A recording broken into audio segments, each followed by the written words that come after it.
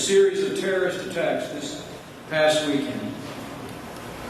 Our hearts and prayers go out to those that were injured in Minnesota and New York and to their families. And our gratitude goes out to extraordinary first responders and law enforcement personnel.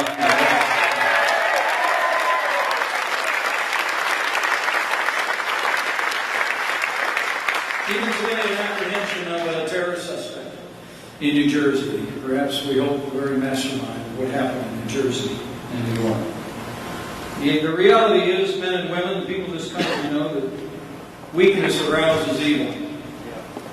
A lot of talk out there right now about what's going on and why it's happening. But the truth is that 7.5 years of the leadership that Barack Obama and Hillary Clinton brought to the world stage has weakened America's place in the world, and it's emboldened our enemies. I mean, if you took a picture of the wider Middle East the day that Barack Obama became president and Hillary Clinton became Secretary of State, if you took a picture of a map of that area today, you wouldn't know you were looking at the same part of the world.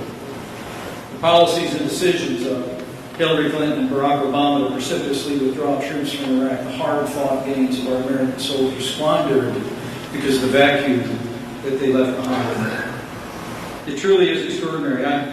In the wake of another round of terrorist attacks here on our own soil, I'm not even sure Hillary Clinton and Barack Obama know the word war.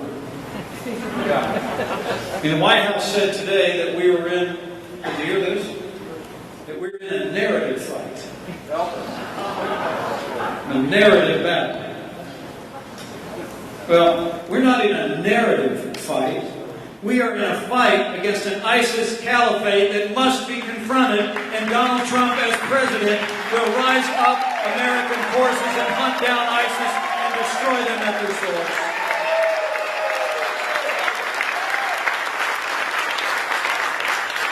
In January 2014, President Obama actually called ISIS the JV team. Remember that?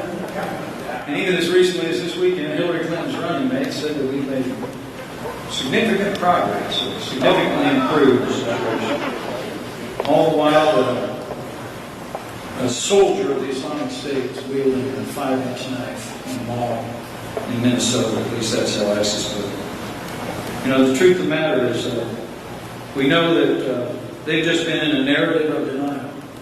And they've been misadministering this nation with regard to our immigration policies.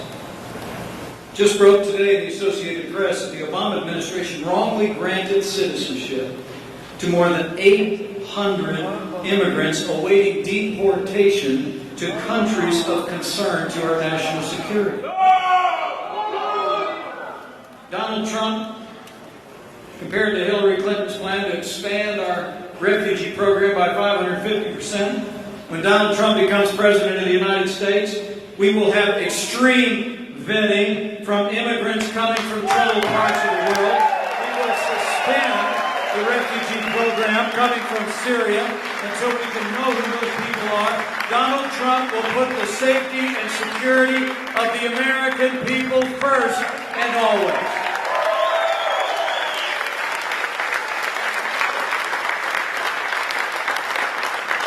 And perhaps worst of all today, it was extraordinary to see Hillary Clinton take to the tarmac for a press conference and actually blame Donald Trump's words. Did you see this? Blame Donald Trump's rhetoric for what happened this last weekend. She actually said my running mate's rhetoric had, quote, been seized on by terrorists. And she said that his rhetoric was, quote, giving comfort to our adversaries. Well, Hillary, I got a message for you. Strength does not give comfort to the adversaries of the United States of America. Weakness does.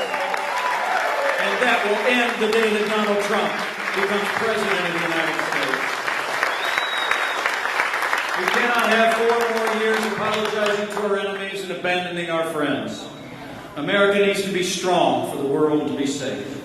And the American people know that Donald Trump will lead from day one with American strength. We will rebuild our military. We will restore our alliances. We will confront those who threaten us, and America will stand tall and safe again.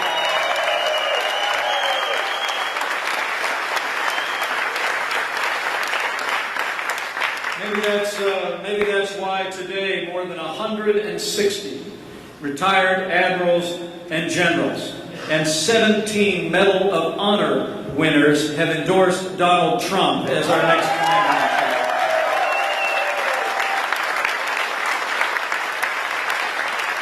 Donald Trump will rebuild our military. He'll stand with our allies and stand up to our enemies. But Donald Trump and I also know that these homegrown terrorists, a naturalized American citizen, we suspect, perpetrated terrorist attacks in New York and New Jersey. We both know that this is also a battle that we have to wage at home. And Donald Trump knows that we have to have a president who will stand by the men and women who serve in law enforcement at every level in America and give them the tools and the freedom to protect our families.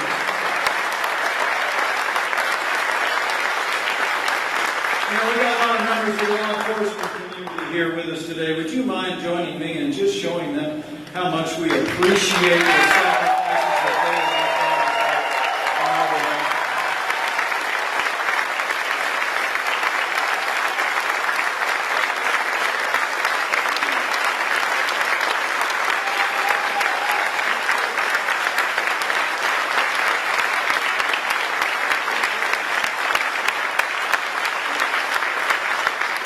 Donald Trump, when he becomes the chief law enforcement officer of the United States of America, I promise you, Donald Trump will stand with those in our law enforcement community. He'll make sure they have the resources and the freedom and are freed from the political correctness that is besetting law enforcement in America, and have the ability to take steps to protect our families and do all in their power to prevent the kind of terrorist attacks we saw this last weekend. Maybe that's why Donald Trump was just endorsed by 330,000 members of the Fraternal Order of Police, the largest police union in the United States of America.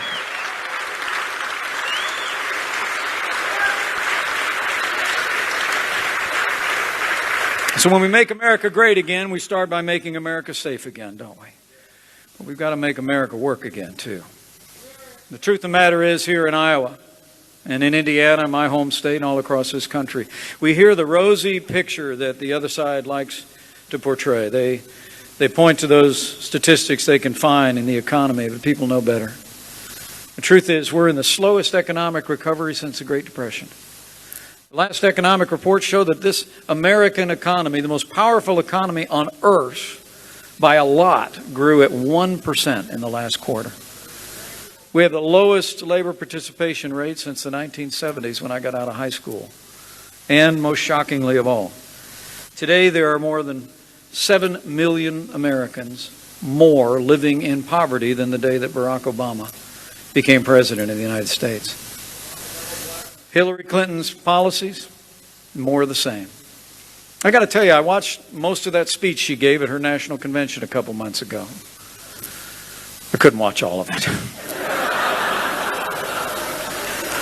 I mean, I had as hard a time staying awake as her husband did, to be quite honest with you.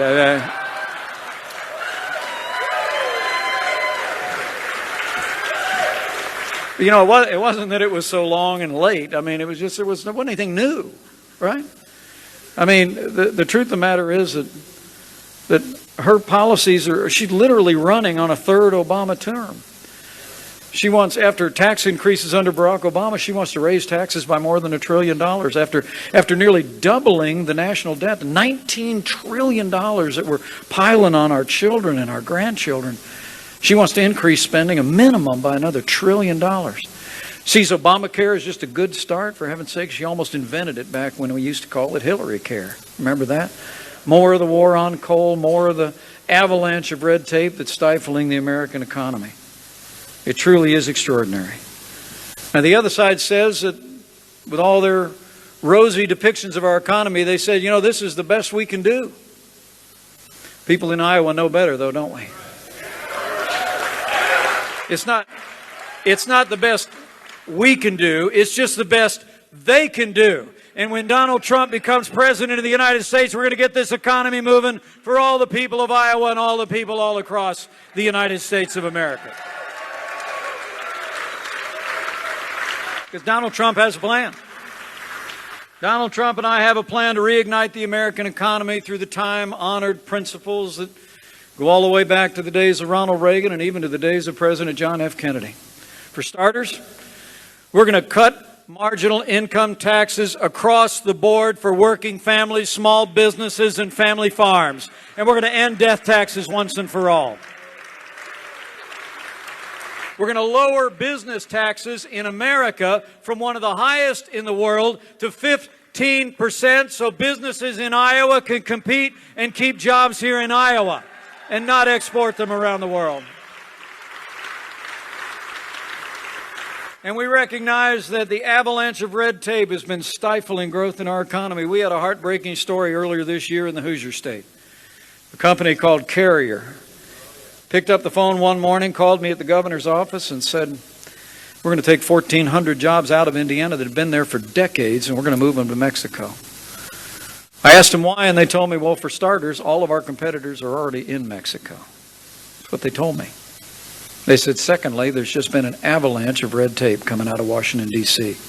In their industry alone, more than 50 new regulations and rules, and that's about the size of a phone book, each one of them, every single one of them. 50 new rules had come out affecting their business in the last 2 years alone. That's about one every 2 weeks. And so they're out. And so on the first day of a Trump-Pence administration, Donald Trump is going to sign a moratorium on any new red tape, and he's going to repeal every Obama executive order that's stifling jobs and stifling growth in this economy.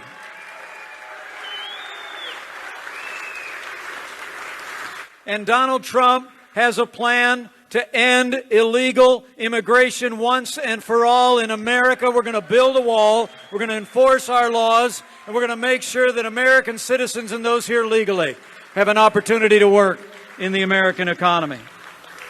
We're also going to have a negotiator-in-chief in the White House. That's not what they call it in the Constitution yet. Donald Trump, one of the best negotiators on planet Earth, is going to step in as president. We're going to look at all the trade deals and agreements that the United States has entered into over the last 2 and 3 decades, and we're going to make sure that trade means American jobs. We're going to keep trade open all over the world, but we're going to put the American worker first again, whether it comes to NAFTA or getting out of TPP. The American worker is going to be the winner again. And Donald Trump and I know to reignite the American economy, to relight the pilot light of this economy, we've got to turn loose American energy again. Day one of the Trump-Pence administration, the war on coal comes to an end. We're going to develop all the resources of this land, coal and oil and natural gas, wind and solar and nuclear. Renewables are going to be at the center of American energy, and we'll promote conservation. And all of the above energy strategy will get all of the American people working again. Energy means growth. Now, I know this will work. Donald all the time is telling me, he says, talk about Indiana. He says, get over your natural Hoosier modesty. He says, get over that. The reason I'm confident that this will work is because it's worked in Indiana. You know, I come from a state that works just like you do here in Iowa. And join me, you know, Governor Terry Branstad is like the gold standard of conservative governors in America. Would you just give him a round of applause? He is a great, great leader. I mean, Terry and I will tell you that the truth is any growth in the economy in Iowa in the last 7.5 years or in Indiana is in spite of what's been coming out of Washington, D.C., not because of it. But in Indiana, like here, we've been doing what works. We've been living within our means, balancing budgets, letting people keep more of what they earn. I've cut taxes every year that I've been governor, all 4 years. We still have the largest budget reserves in our history. We've made record investments in education and in roads and bridges, and there's more Hoosiers going to work than ever before in the 200-year history of our state. And that's exactly the kind of leadership and results that Donald Trump is going to bring to the White House. Now, Hillary Clinton hears those predictions, and she says that people that say the economy is going to come roaring back, that's her words are, that's wildly unrealistic. What she said. Well, Donald Trump and I think the only thing that's wildly unrealistic is electing the same people with the same bad ideas and expecting a different result. Donald Trump and I are going to change the direction of America back to growth and freedom and opportunity, and this economy is going to come roaring back.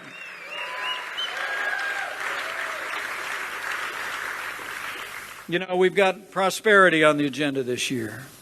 Most urgently, we've got security. There's one other issue that will travel well into the future, and that is literally the balance of the Supreme Court of the United States is on the ballot in 2016.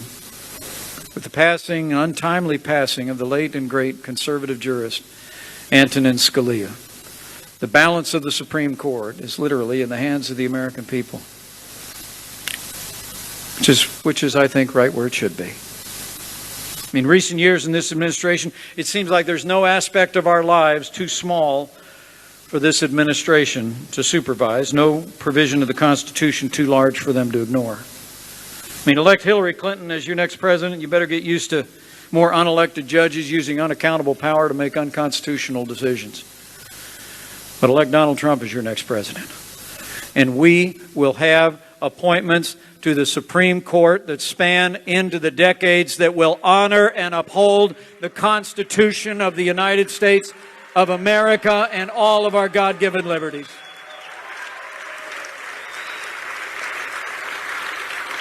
So for the sake of the rule of law, this is what I want you to tell your neighbors when you leave here.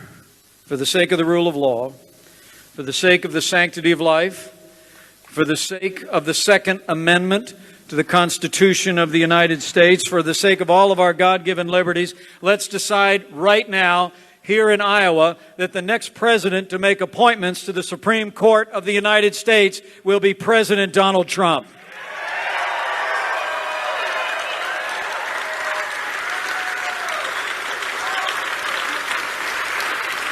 And lastly, let me say, right after security and prosperity and our Constitution, we have to ensure that we have the highest standards of integrity in the highest office in the land.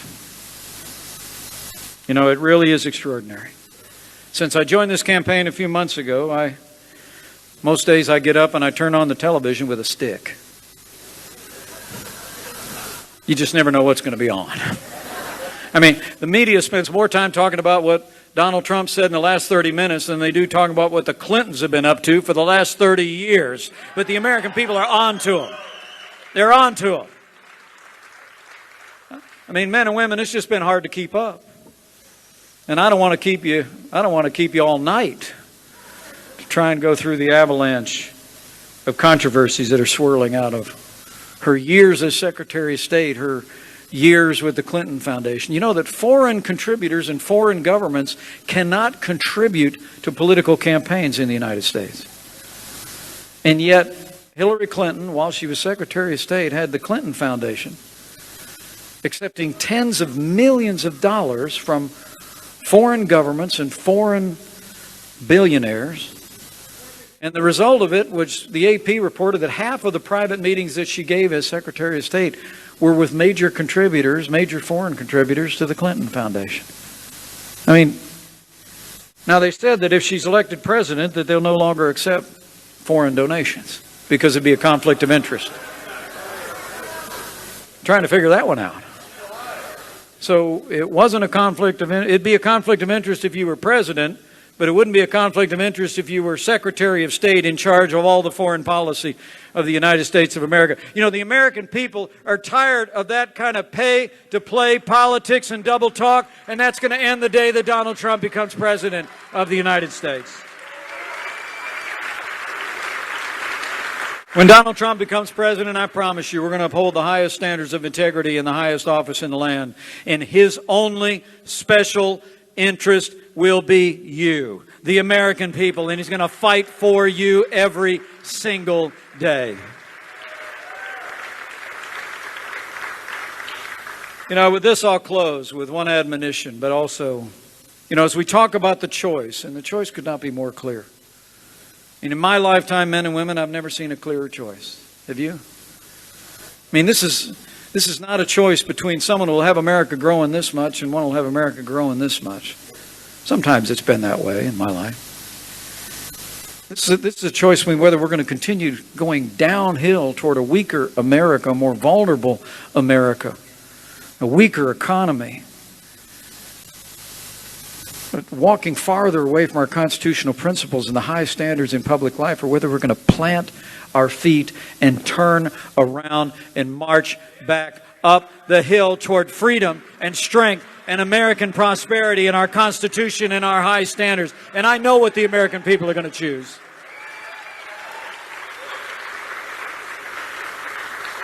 But Donald and I still believe that in these times of such great division, it seems to be there's so many things that divide us, so few things that unite us as they once did. I actually heard my counterpart on the other ticket say several times on TV yesterday morning, he said, we're a divided nation. Well, the truth is the other party spends a whole lot of energy dividing. It was just about a week ago, in case you weren't invited to that New York City fundraiser with Barbara Streisand. Hillary Clinton said, quote, you can put half of Trump supporters in what I call a basket of deplorables. Racist, sexist, homophobic, xenophobic, Islamophobic, you name it, irredeemable, not America.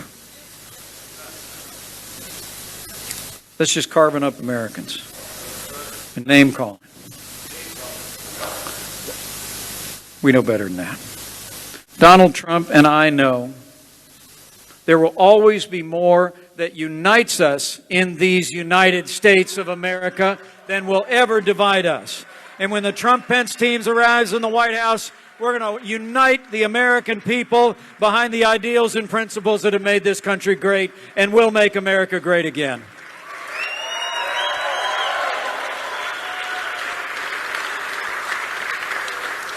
And those principles are very simple, and they all boil down to meat of faith. Faith in the American people, first and foremost. I tell you, to know Donald Trump is to know somebody who has a boundless faith in the American people. I was with him at the Economic Club of New York last week, kind of a fancy schmancy deal. I was kind of a duck out of water, to be honest with you. But Donald Trump said there, he said, we're going to get this economy growing at 4% again. And then he leaned in and said, the economists don't like me saying that, but it's going to be more than that. Because he believes in the American people. He believes in the boundless ability of the American people, left to their own devices with greater freedom to bring this country roaring back. We both believe in the same thing because we were raised in the midst of it. You know, the truth is, we've got a lot in common in our story. His grandfather immigrated to this country. My grandfather came to this country from Ireland, went through Ellis Island.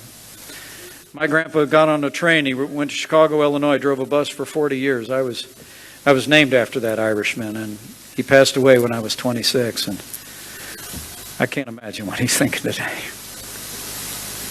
But Donald Trump's grandfather was an immigrant. His father, like my father, was a self-made man. His dad built a great business in Queens, and my father went down to southern Indiana and built a little gas station business, and both of them were dedicated to their families and raised us on a foundation of family and faith and freedom. We were both raised to believe that to whom much is given, much will be required. And so for Donald Trump, that meant going from Queens to Manhattan Island and building skyscrapers to the heavens. For me, it was a calling into public service. I always tell people, other than a whole lot of zeros, he and I have a lot in common. I mean, a lot.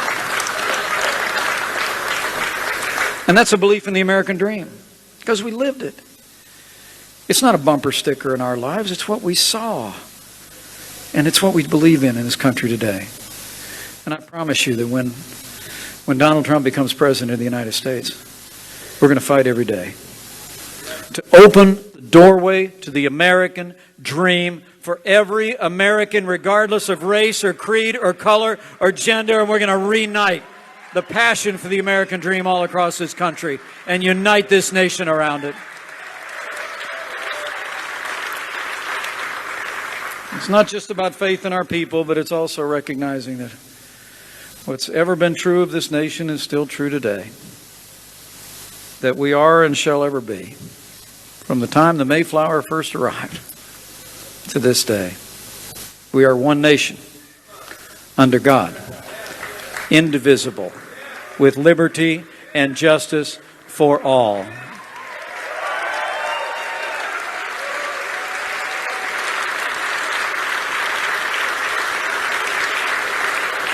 So my last word to you today is, I hope you leave here today and I hope you leave here today not having come to hear a rally or a speech, but I hope you leave here today with a burden on your heart. Men and women, we're seeing real momentum here in Iowa and real momentum across the country, but we need you to go tell somebody about it.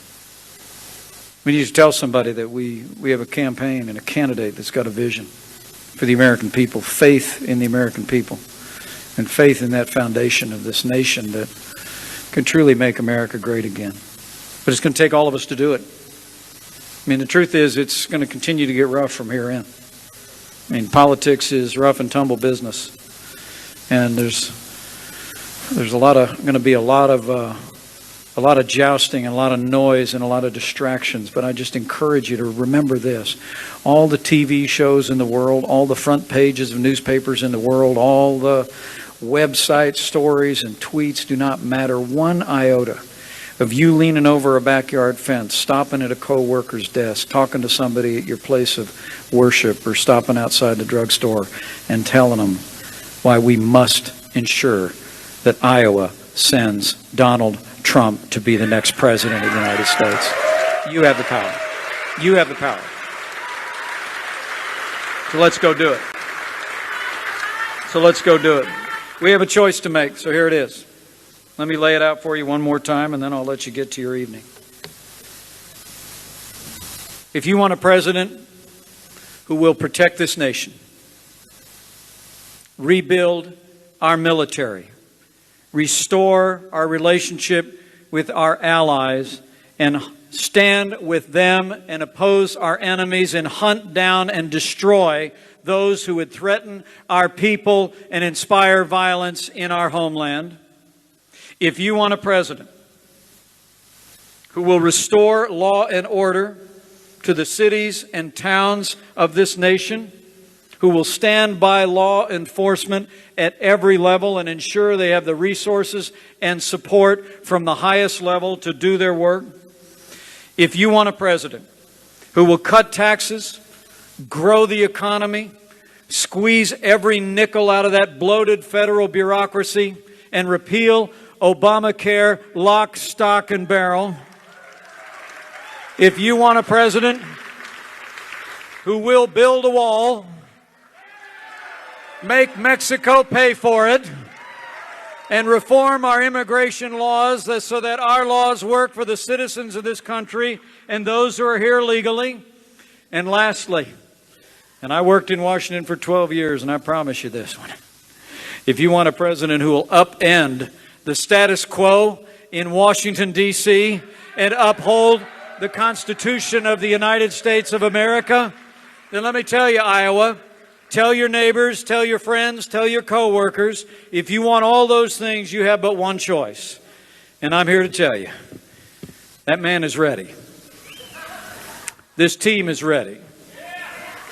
This movement is ready. Let's go make sure that Iowa is ready, and we will elect Donald Trump to be the 45th President of the United States of America, and we will make America great again. Thank you very much, Iowa. Let's go get it done. God bless you all.